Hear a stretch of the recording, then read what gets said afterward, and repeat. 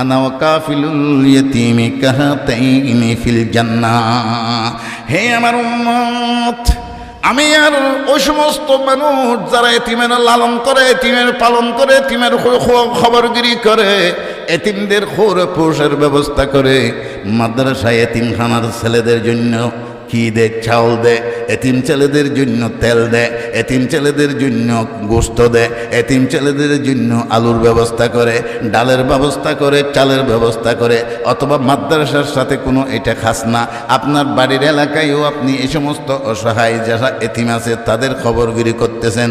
আল্লাহর নবী মুহাম্মদুর রাসূলুল্লাহ সাল্লাল্লাহু আলাইহি ওয়াসাল্লামের সাথ করেন, আমি আর এতিমের লালন পালনকারী কাল কিয়ামতের ময়দানে জান্নাতে এভাবে থাকবে, আমি আর ওনাদের মধ্যে বেশি কোনো পার্থক্য হবে না।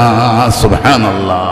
দুইটা আঙ্গুল কুলিয়ে দেখাইলো, এই দুই আঙ্গুলের মাঝখানে যেমন বেশি দূরত্ব না, এই দুইটা আঙ্গুলের মাঝখানে যেমন বেশি দূরত্ব না, আমি আর এতিমের লালন পালনকারীর মধ্যে, আমি আর তাদের জান্নাতের মধ্যে বেশি দূরত্ব থাকবে না।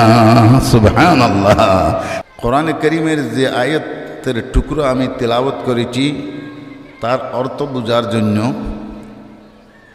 একটা প্রেক্ষাপট, শানে নজুল, একটা ঘটনা আমাদেরকে আগে জানতে হবে, শুনতে হবে।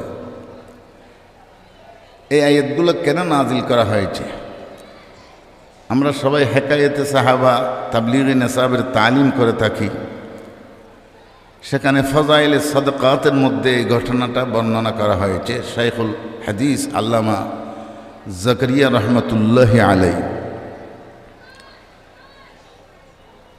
হযরতে মুহাম্মদুর রাসূলুল্লাহ সাল্লাল্লাহু আলাইহি ওয়াসাল্লামের যে মেয়েগুলো ছিলেন, রুকাইয়া, জাইনাব, উম্মে কুলসুম, ফাতেমা, 4 মেয়ের মধ্যে 3টা হুজুরের জীবদ্দশায় ওফাত পেয়েছিলেন। ওনাদের ওফাতের পরে এবং রসুল করিম সাল্লাল্লাহু আলাইহি ওয়াসাল্লামের সন্তানরা নাবালেগ অবস্থায় সবাই দুনিয়া থেকে বিদায় নিয়েছেন। তৈয়ব, তাহের, কাসেম, ইব্রাহিম রাদিয়াল্লাহু আনহুম।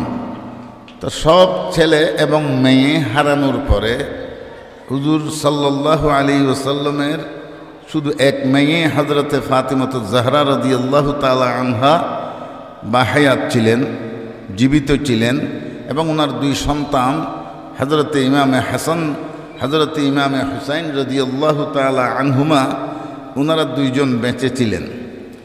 তো নিজের ছেলে সন্তানের আদর, দয়া, মায়া দুনিয়া থেকে যারা বিদায় নিয়েছেন তাদের এই শোকাহত অবস্থায় সব দয়া মায়াগুলা রসুল করিম সাল্লাল্লাহু আলাইহি ওয়াসাল্লাম হযরত ইমামে হাসান হুসাইন রাদিয়াল্লাহু তাআলা আনহুমাকে করতেন। ওনাদেরকে কুলে নিতেন, খাঁদে নিতেন। হুজুর যখন সিজদায় যেতেন তখন ওনারা হুজুরের পিঠের উপর 2 জন বসে থাকতেন। হাদিসে আছে অনেক সময় হুজুর সাল্লাল্লাহু আলাইহি ওয়াসাল্লাম নিজের নফল নামাজের অবস্থায়, বিশেষ করে ওনারা যখন পিঠের উপর উঠে বসে থাকতেন, আল্লাহ নবী সাল্লাল্লাহু আলাইহি ওয়াসাল্লাম অনেকক্ষণ পর্যন্ত সিজদার তাসবিহ আদায় করতে থাকতেন। হুজুর সাল্লাল্লাহু আলাইহি ওয়াসাল্লাম তাৎক্ষণিক যদি নার্সার মোবারক উঠাতেন, হতে পারে হযরতে ইমামে হাসান হুসাইন রাদিয়াল্লাহু তাআলা আনহুমা হুজুরের পিঠের থেকে পড়িয়া ওনারা আহত হবেন। এই আশঙ্কা বোধ করে রাসূল পাক সাল্লাল্লাহু আলাইহি ওয়াসাল্লাম হুজুর সিজদা থেকে তাসবিহ পড়তে পড়তে থাকতেন, সর মোবারক উঠাতেন না।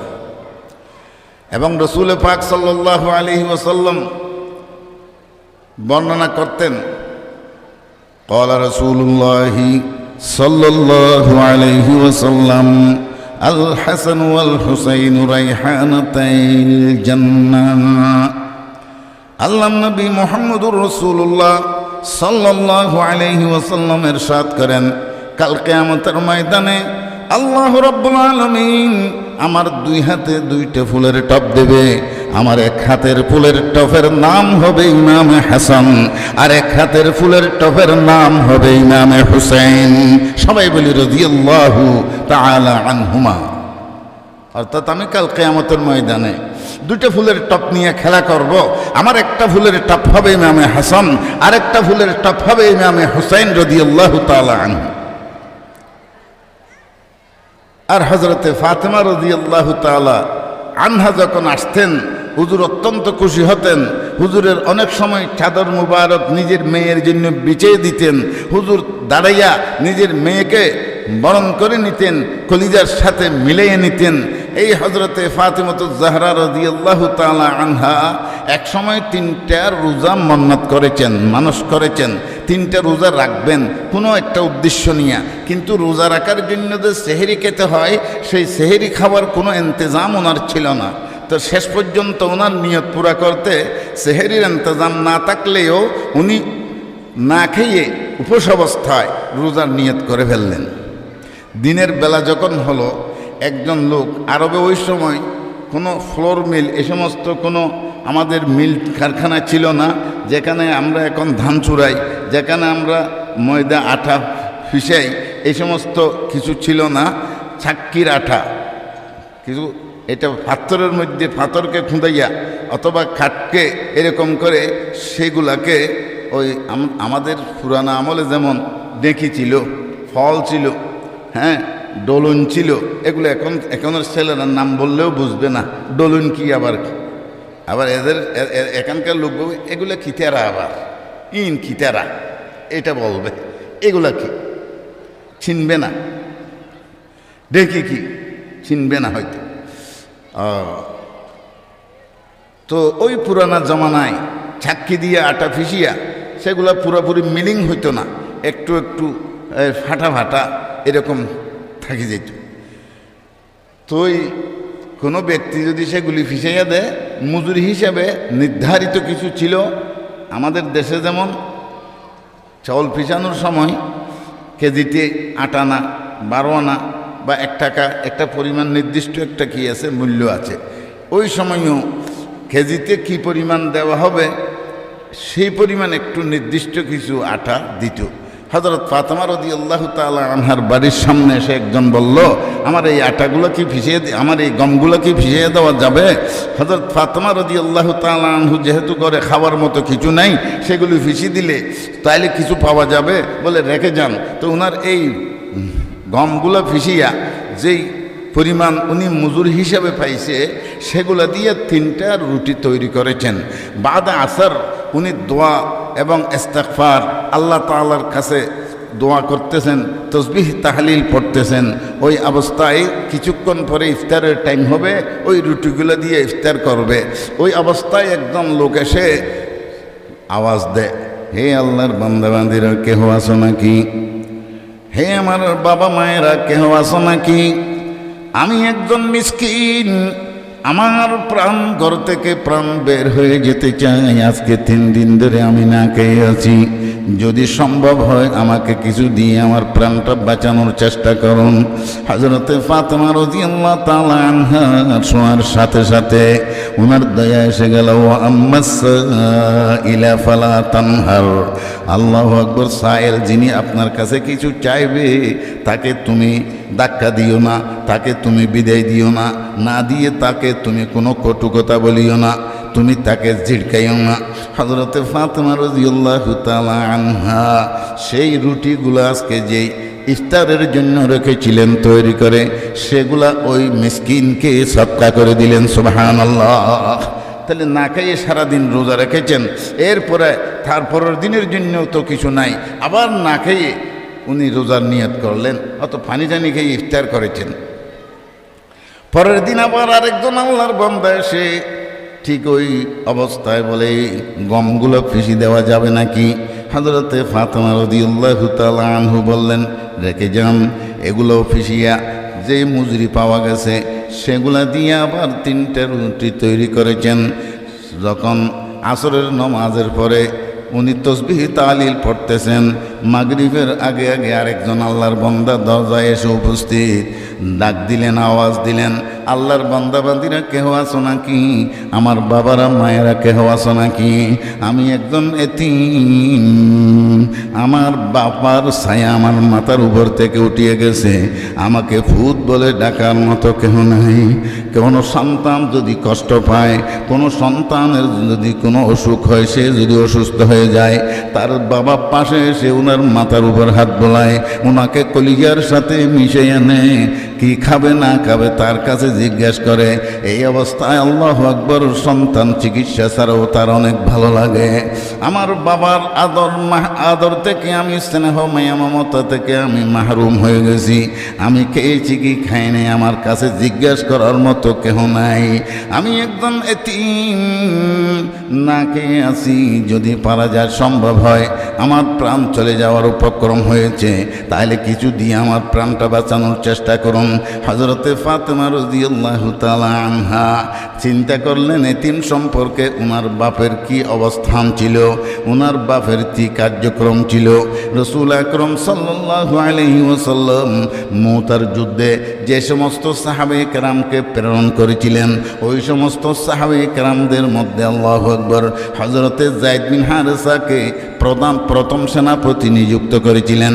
এরপরে হযরত জাফর বিন আবি তালিব রাদিয়াল্লাহু তাআলা আনহুকে দ্বিতীয় সেনাপতি নিযুক্ত করেছিলেন। হযরত আব্দুল্লাহ বিন রাওয়াহা রাদিয়াল্লাহু তাআলা আনহুকে তৃতীয় সেনাপতি নিযুক্ত করেছিলেন। আল্লাহর নবী মুহাম্মদুর রাসূলুল্লাহ সাল্লাল্লাহু আলাইহি ওয়াসাল্লামের সাথ করেছেন, যায়েদ বিন হারেসা রাদিয়াল্লাহু তাআলা আনহু যদি মারা যায়, শহীদ হয়ে যায়, তাহলে কলিমার জান্ডা হাতে নেবে হযরত জাফর বিন আবি তালিব। তিনি যদি শহীদ হয়ে যায়, এরপরে জান্ডা হাতে নেবে হযরতে আব্দুল্লাহ বিন রাওয়াহা রাদিয়াল্লাহু তাআলা আনহু। প্রত্যেকের রাসূল পাক সাল্লাল্লাহু আলাইহি ওয়াসাল্লামের এই সুসংবাদ শোনার পর ওনাদের ইয়াকিন হয়ে গেল, এগুলা তো মুহাম্মদের জবানের কথা না, এটা সরাসরি আল্লাহ পাকের কথা। কেন? আল্লাহ তাআলা ইরশাদ করেছেন, বিসমিল্লাহির রহমানির রহিম, ওয়া মা ইয়ানতিকু আনিল হাওয়া ইন হুয়া ইল্লা ওয়াহয়ুন ইউহা। আল্লাহ নবী মুহাম্মদুর রাসূলুল্লাহ সাল্লাল্লাহু আলাইহি ওয়াসাল্লাম কোনো কথা বলে না যতক্ষণ পর্যন্ত আল্লাহর পক্ষ থেকে বলার জন্য বলা হয় না। মুস্তাফা হারগিজ না গুফতে তা না গুফতে জিবরাইল, মুস্তাফা হারগিজ না গুফতে তা না গুফতে জিবরাইল, জিবরাইল হারগিজ না গুফতে তা না গুফতে কিরদাগার।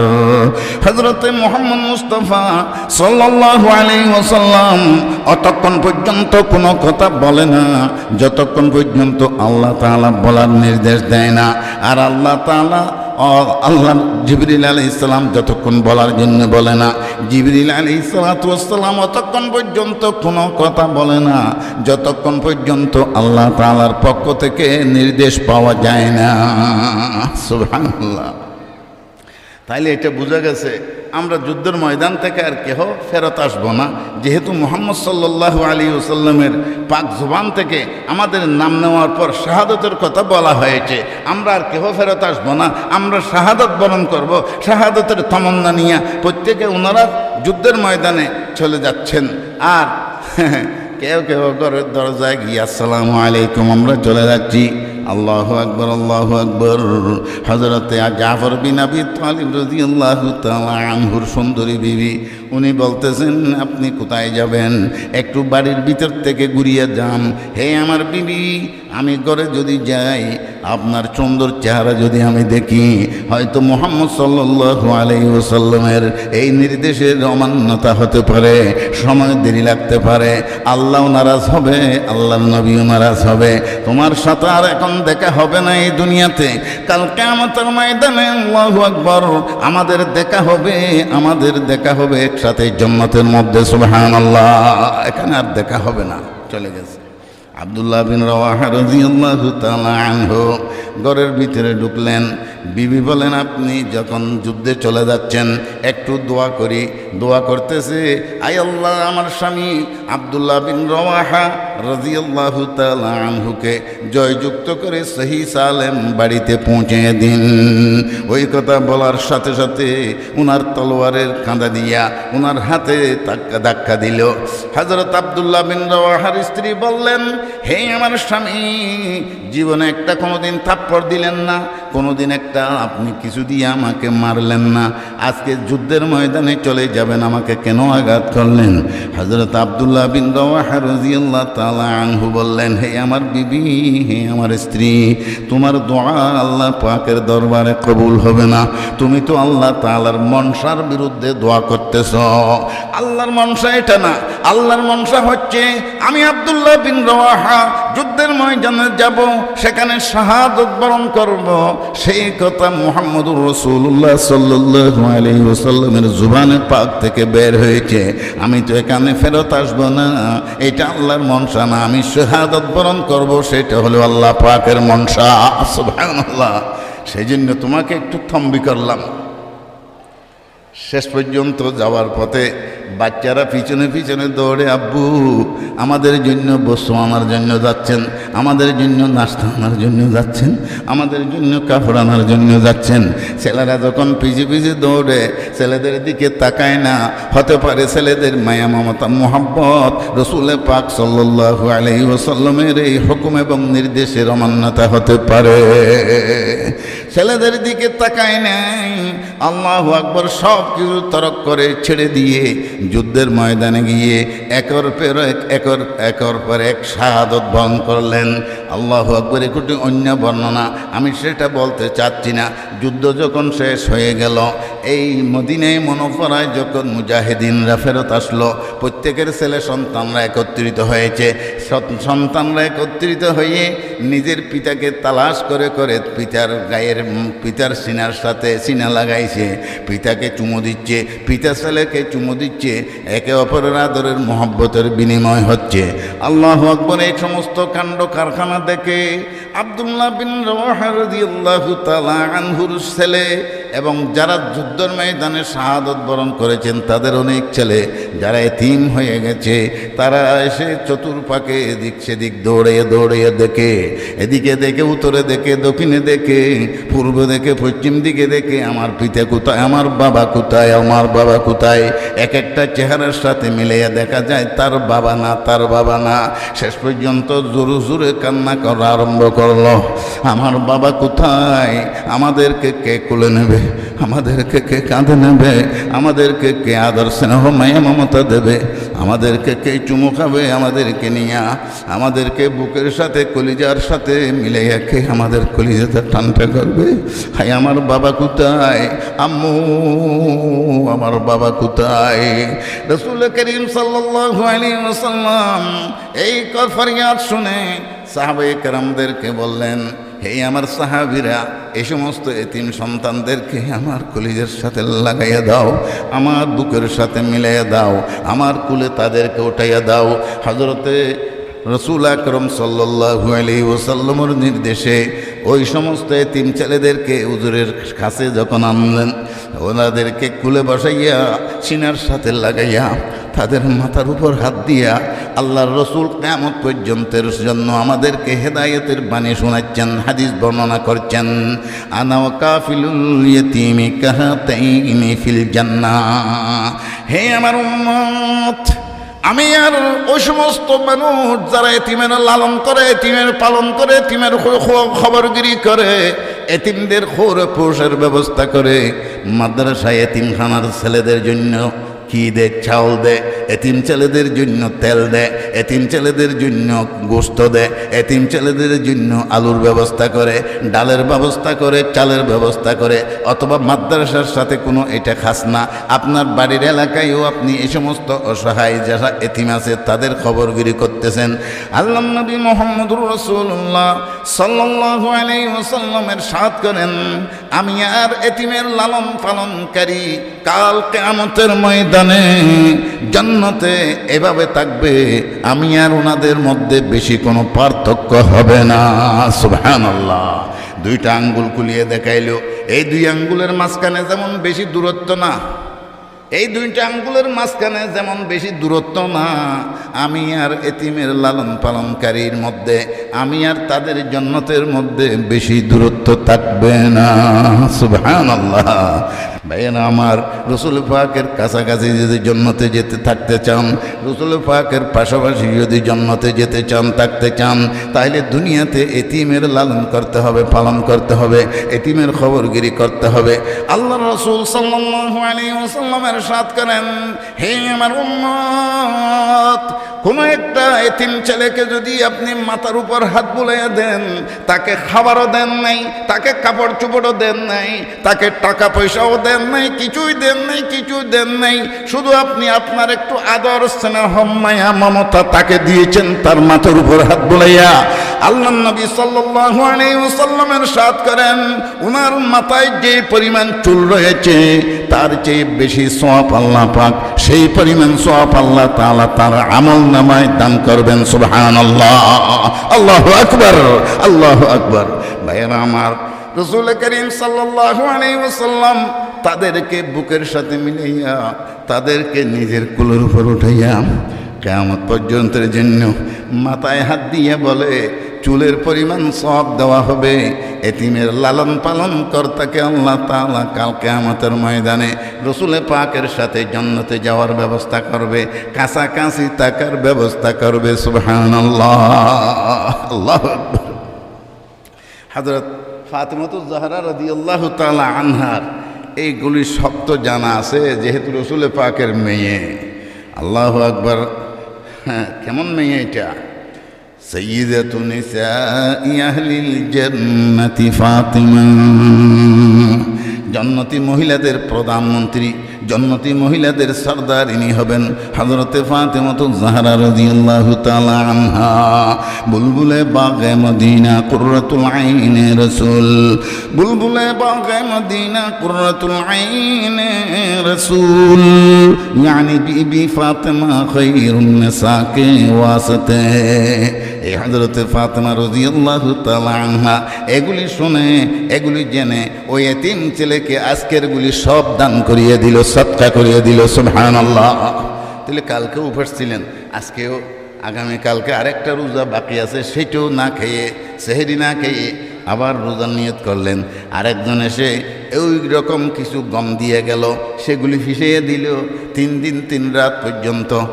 আমাদের বাংলাদেশের রোজা না, সৌদি আরবের রোজা।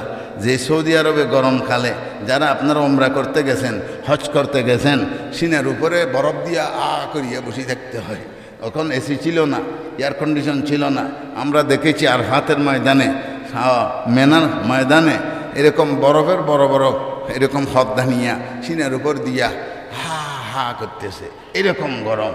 আর সেই সময় তো এসি ছিল না, ফ্যানের ব্যবস্থা ছিল না, অন্য কিছুর ব্যবস্থা ছিল না, আর বরফের ব্যবস্থাও ছিল না। ওই সময় হযরতে ফাতিমাতুজ জাহরা রাদিয়াল্লাহু তাআলা আনহা 3 দিন 3 রাত পর্যন্ত নাকে রোজা রেখেছেন, আবার কষ্ট করে ওই ব্যক্তিগুলার ওই আটাগুলো ফিসি দিয়েছেন। হযরতে ফাতিমা রাদিয়াল্লাহু তাআলা আনহার রোজা শেষ, ওনার খাওয়া দাওয়ার কোনো ব্যবস্থা হয় নাই।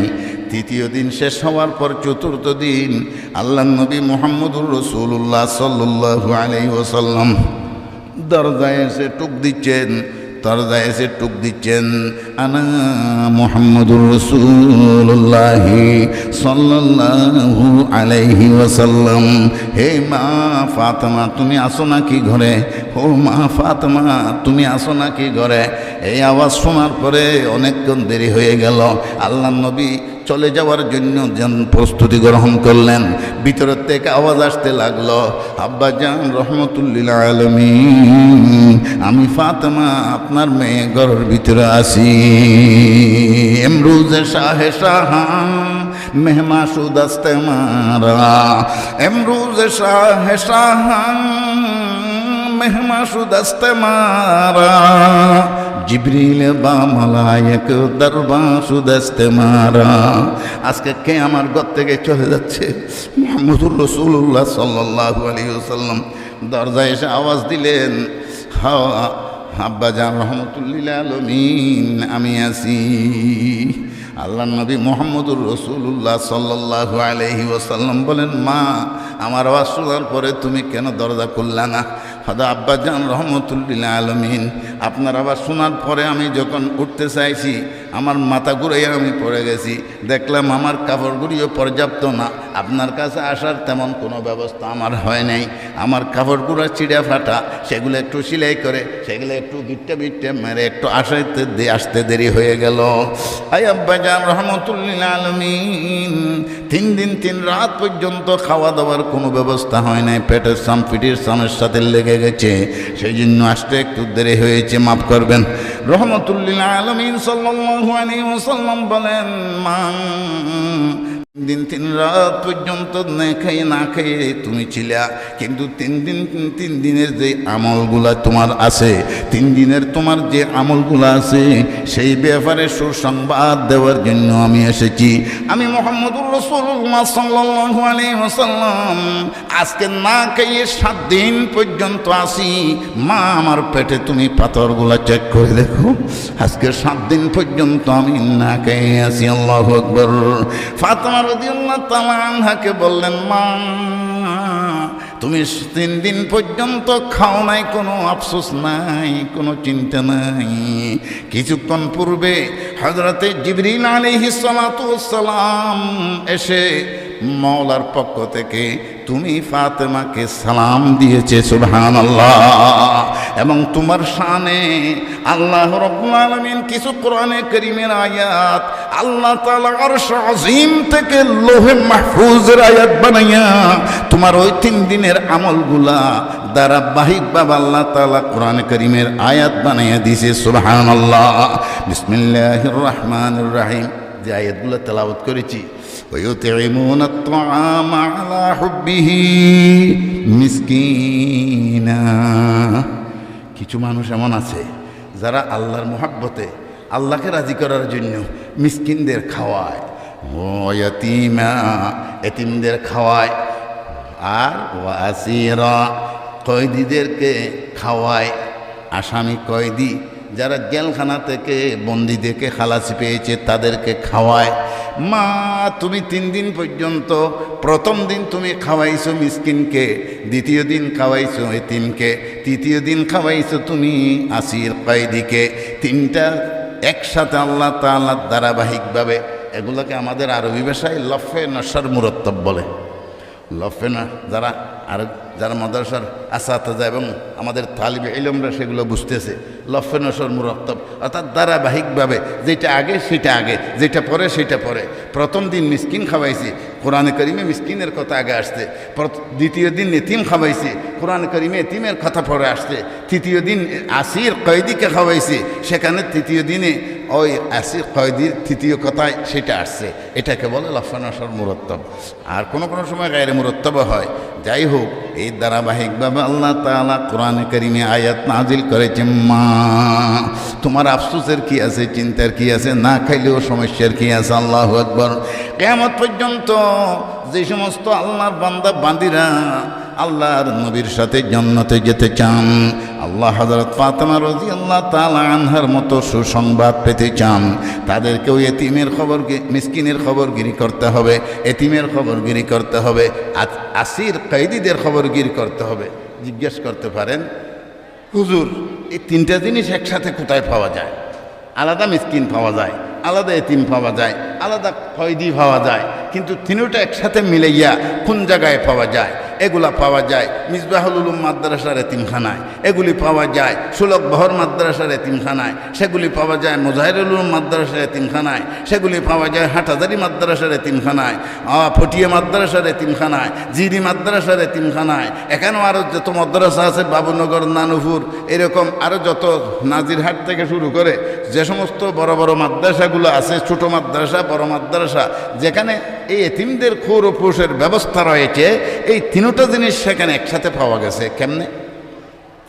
এখানে যে সমস্ত ছেলেরা লেখাপড়া করতেছে, বিশেষ করে বেশি বড় বড় লোক যাদেরকে আল্লাহ অট্টালিকা দিয়েছেন, টাকা পয়সা ধন দৌলত অনেক অনেক দিয়েছেন, কোটি হাজার কোটি টাকার মালিক বানাইছেন, বিভিন্ন কল কারখানা ফ্যাক্টরির মালিক বানাইছেন, এরা তো আরবি লেখাপড়াকে অসম্মানী মনে করে।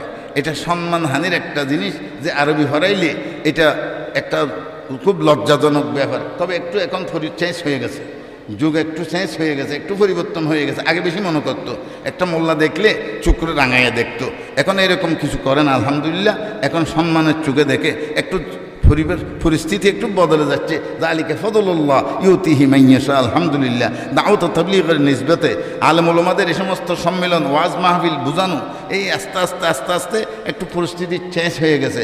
ইনশাআল্লাহ আরও চেঞ্জ হয়ে যাবে। এমন একটা সময় আসবে যে সময় পুরো দুনিয়াতে ইসলাম কায়েম হবে এবং হযরতে ঈসা আলাইহিস সালাম আসবে, ইমাম মাহদী আসবে, এখানে কোরআন সুন্নাহ মতে হুকুম প্রতিষ্ঠিত হবে। সব কিছু ইহুদিদেরকে কতল করা হবে, শুয়োরদেরকে কতল করা হবে, সব কিছু করে একটা সময় তো আসবে। তার এই সময়ের জন্য একটা প্রস্তুতি তো গ্রহণ করতে হবে। এখন আস্তে আস্তে একটু চেঞ্জ হয়ে যাচ্ছে। আগের মতো এরকম চুক লাল করিয়ে দেখে না, এরকম দেখে না। আগে আমরা যদি এরকম লম্বা জামা দিয়ে কোথাও যেতাম, দেখতেও নি মৌলই হলে হওয়ার মহঙ্গা করি ফেলা। আমি তো কেন একদিন একজনকে আমারে বলে, হুজুর ওনারা হওয়ার কি মহঙ্গা করি ফেলা হতে, আপনারা সব কাপড় চুপড়গুলো সে এই যে দাম বাড়াই দিতেছেন কেন ভাই? আপনি এরকম কথা কেন বললেন? ওদের অনেক খাবার লাগছে না? না, খাবার তো আপনাদের চেয়ে বেশি লাগে নাই। আপনাদেরগুলা এদিক থেকে খাটিয়ে এখানে একটা ফাট্টি লাগায়, এদিক থেকে খাটিয়ে এখানে আরেকটা লাগায়, এদিক থেকে হাঁটিয়ে এখানে আরেকটা লাগায়, এদিক থেকে হাঁটিয়ে হাড়ি সিঁড়ি সেদের বেদের করিয়ে বহুত ভিতর তুন তলত তুন বহুত তুন লাগাই রে এই ধরে অনর্গুল গুলিয়া করি পেলে গিয়ে কোনো হম লাগিয়ে দেন। আমি একটা মেসাল দিলাম, আমি বললাম আমাদের হিন্দু সম্প্রদায়ের বাইরা যারা ধুতি ফিঁদে ভাইসাত, হয়তো অনেকে পড়তে জানে না, মাঙ্গুলা দেখা যায় হওয়ার তো বেশি ফিঁদে, কিন্তু ওই ফিদিন নেওয়া জানে তো। আর মুসলমানরা সাইড হাতের একটা লুঙ্গি ফুরিয়া সূর্যের উপর থেকে নাভি পর্যন্ত ঢাকিয়ে রাখছে। তো ভাই এটা তো আমাদের দোষ না।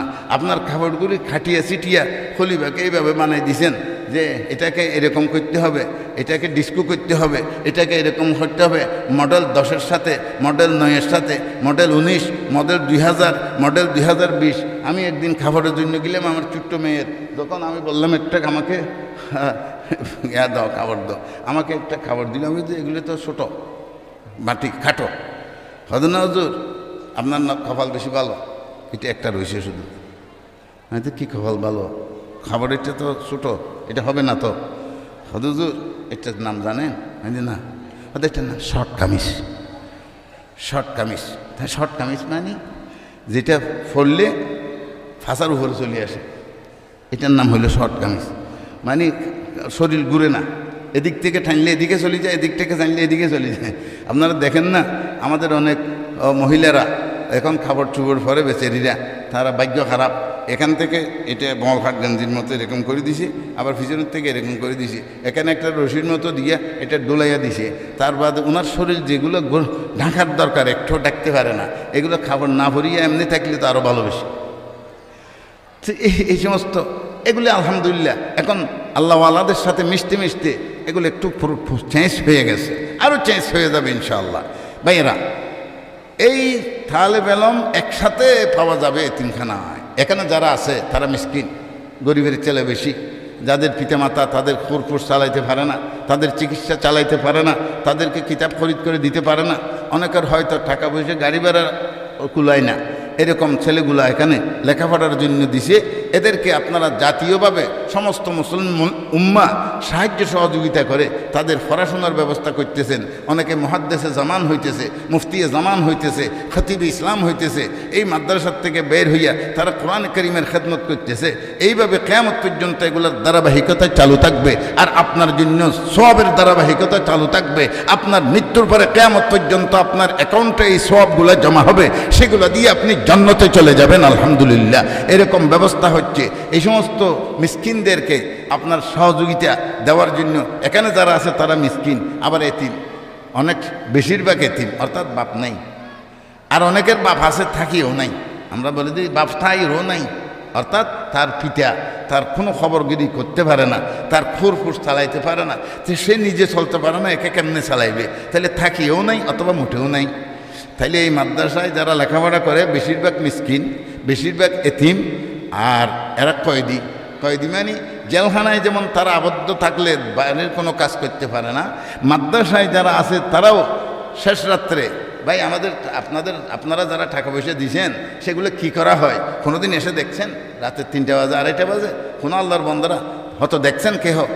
যে দেখছেন তিনি জানেন, যে দেখেন না সে তো জানে না। কি করে মৌলবী খ্যাং করে কি করে একটু আসিয়ে দেখেন কি করে ওরা শেষ রাত্রে উঠে আল্লাহু আকবার ওযু বানাইয়া তাহাজ্জুদের নামাজ পড়িয়া হেফজাখানার ছেলেরা মাদ্রাসার ছেলেরা কল আল্লাহ কল রাসূলের দরে জারি রাখতেছে।